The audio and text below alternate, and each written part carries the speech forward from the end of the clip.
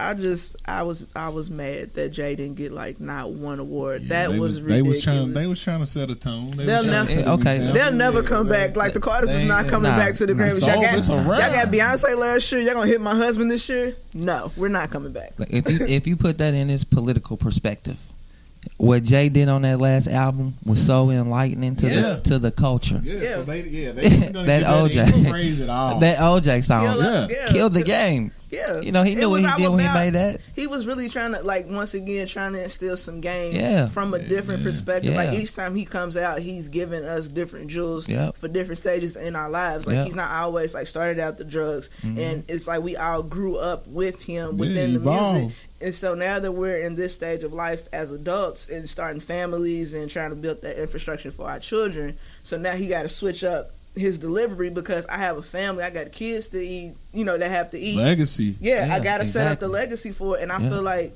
with both of them, Jay-Z and Beyonce putting out, their heart, felt albums about, each point of view from their own relationship. It was relatable for everybody, and it kind of put it on a different scale that like we're human. Like, don't put us on a scale like we're not, we're inhuman and we're not going to make mistakes because we are. And I feel like, like you said, they set a tone. It was like, we're not going to give y'all no awards for that shit. Like, great albums, both of y'all, but y'all ain't getting nothing. Like, Solange didn't, I don't think Solange, I think she got like one, but she should have got way more than for like a seat at the table. She should have got way more Grammys than that because like literally all three albums, you put them together, it's three different, points of views from one situation that happened in the elevator. It's like everybody dispersed and was like, I'm going to the studio and I'm going to, give my piece and say this and I'm going to put it out for everybody to listen to.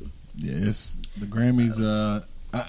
How y'all feel about, everybody always talks about the Grammys and getting a Grammy and getting nominated. And, when you get bestowed that title, it elevates your career. But like you said, they didn't give Jay an award, you know what I'm saying? So should we start our own awards? We should have been we have, but like how, we already got to do that for like multiple reasons, like not even just award shows. We just got to start our own everything to empower ourselves because they're not going to empower us, so we have to do it ourselves type situation. Like, BET Awards is a good example. The Soul Train Awards, which a lot more black artists should go to, but they don't because they feel like it's so passe, so they don't go to it. But like you have to their career, but you have to support, places like that. Support your own. Yeah, support your own, basically. Like, breed your own. Like, be within.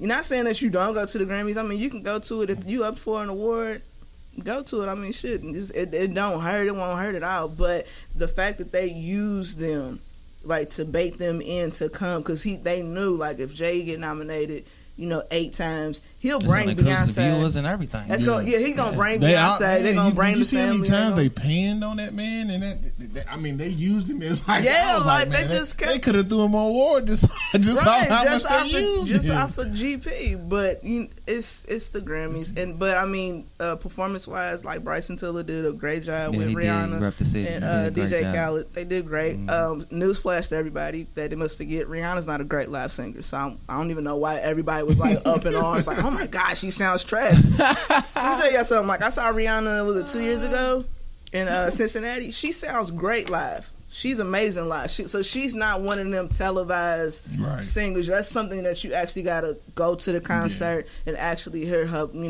do her thing. But she did great. SZA did great. Bruno and Cardi B did good. The year of Cardi B. They going on tour together. Yeah, I heard that too. Yeah. Well, since we are talking about music and you brought up Bryson Tiller, who's some of your favorite artists from the city growing up? I'm gonna tell y'all, Static Major was Superman tough. Oh yeah. Superman tough. Like, I sit back, like when he passed away, I got a hold of his unreleased music. I sit in the car and trip. You know what I'm saying? That, and it was a combination of unreleased music and all of the music that he did in the industry. Yeah. It'll blow your man. A lot. Like, his pen game was crazy. Yeah. His pen was amazing. Super tough. And then, like if you was to say locally, like, you gotta give Nah where they to giving to. Like, her season, he earned his respect. Yeah, he definitely, he definitely, as far as, like, his brand and, like, he, like, to me, he had a hit.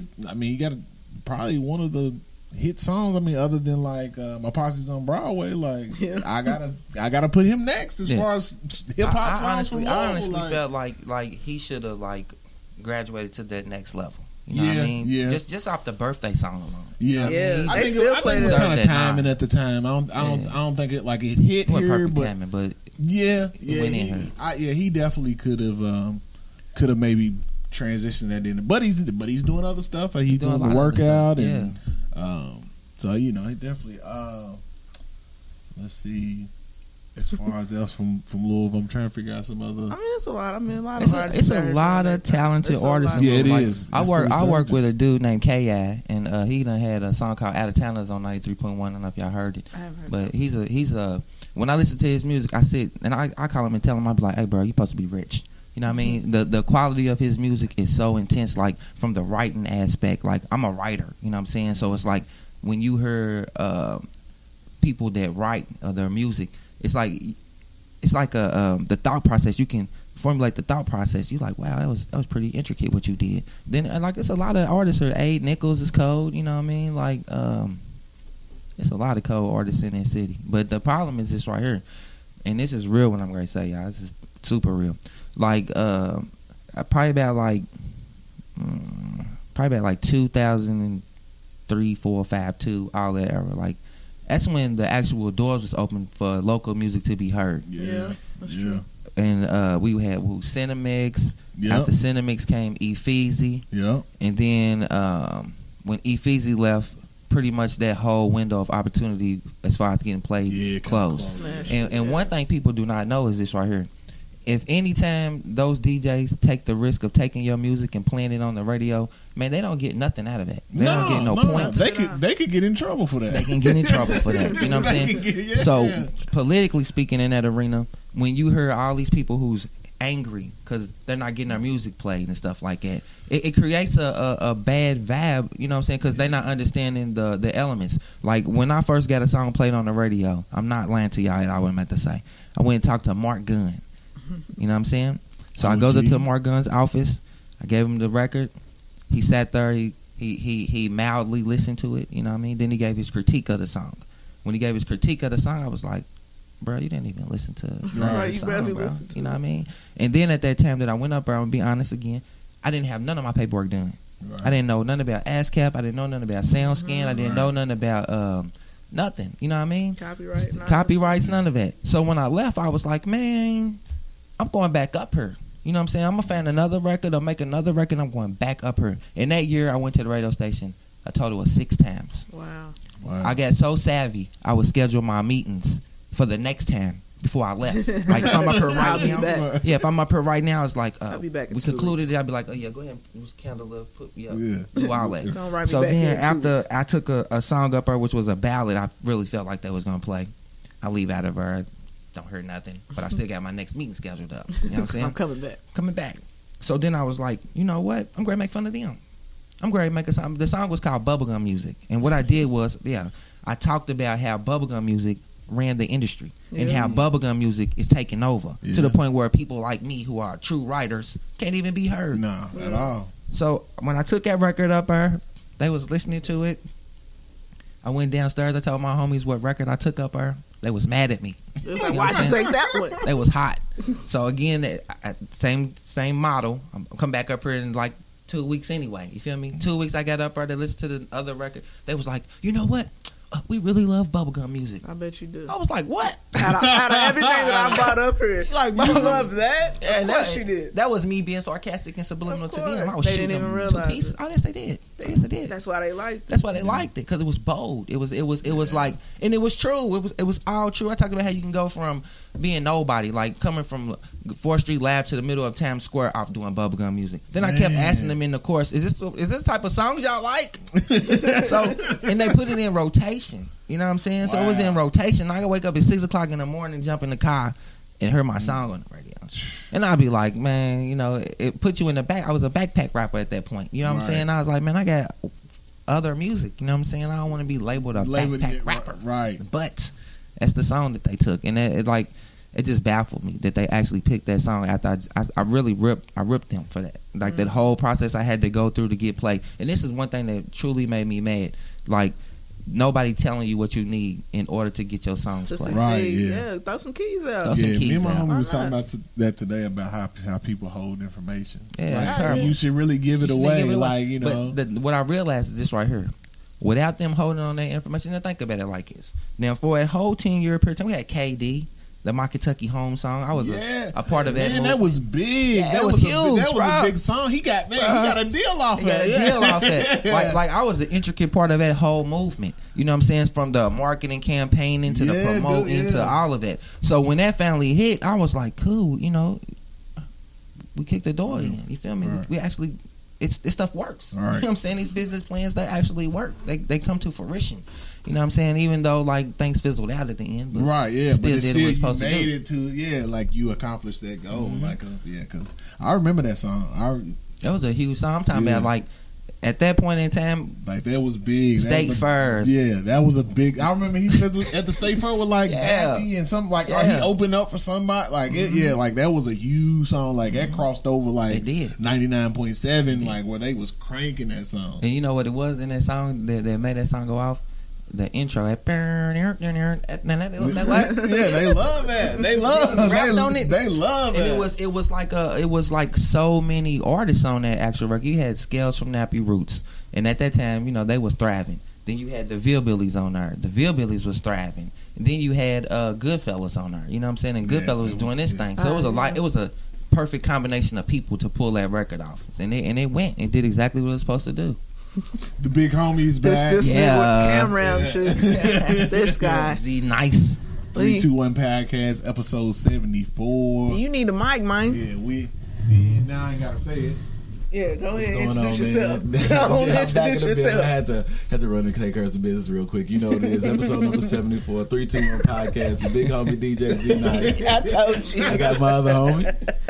Your girl Red. I got my other homie. Cold in the clutch. Cold in the motherfucking clutch. And you know what it is, man. You We got the monkey, homie man. Clack in here. I appreciate you What for up, coming, what up? man. They I appreciate the you letting me homies took come. over, did their thing, man. I'm falling back. That's all good, man. I'm having a ball in here. Man, so you running. When is the next election? Like when? The primaries is in May. It's May the 22nd. Oh, okay. Yeah. So if somebody's out there listening right now and they live in District 5 and you want to potentially get their vote, what would you say to them? This is your time right now to speak to them and let them know what you want to do for District 5. I tell them this right here. Everybody knows how they feel. Everybody knows what they want, and they know they ain't been getting it. You know what I'm saying? So what I plan to do, I just want to be a voice for them. I want to be their voice. If they get in contact with me, tell me anything that makes sense, I'm going to go ride for it, whatever it is. Just because I really want to see that change, and I really want our culture to thrive. And the condition that it's in right now is viewed from a stereotypical point of view, which is from the outside looking in, but not from the inside looking out. So I want to be the mouthpiece for us, you know, and run through here and say what needs to be said in order to create the change that we all want to see take place. So in May, guys, you know what you got to do. Yeah, go get in there and hit them ballots. I mean, and don't be afraid to research and ask those questions to the people that are running. Right. I mean, hold them accountable because they're representing you in the end. So it only makes sense to make sure that they're gonna represent you correctly and gonna do the shit that you want done in your community, and not just. I mean, I know I went to school together. You know what I'm saying? He was a cool guy, so.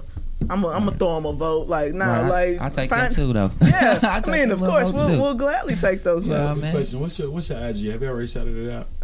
We haven't did that. What's your IG? I just want to know so I can make this post real quick. It's Clack MLE. Let me make sure. He said, "Let me make sure." Hey, what about while we're doing that? What about that Super Bowl game? The game was crazy. Finally the game was good. The game was like really good, like really there really was good. no defense play, just basically all offense. Yes, that was a really Bill good Belichick game. and Brady go down. The dynasty's Man, over. time for that, man. Yeah, I needed that to happen. Just I know it hurt a whole lot of people's pockets. a lot of people's pockets because they thought they was gonna walk. This is gonna be a breeze. At all. But if you bet on Philly, man, you got paid. Brady been taking people to the cleaners for years. Years. And he ain't dap nobody up and nothing. He just walked out. Yeah. but then talked about Cam's ass. Yeah. Nah, but you can't sit there. Yeah, you can't sit here and talk shit about Cam and then turn around and then when Tom does the same shit, like, I mean, but he's such a no. He's I don't give a no. Just like y'all call him spoiled and all that. Right. Tom Brady's the same way. You spoiled too. Look, the you ain't gonna Migos win made a them song about it though. That's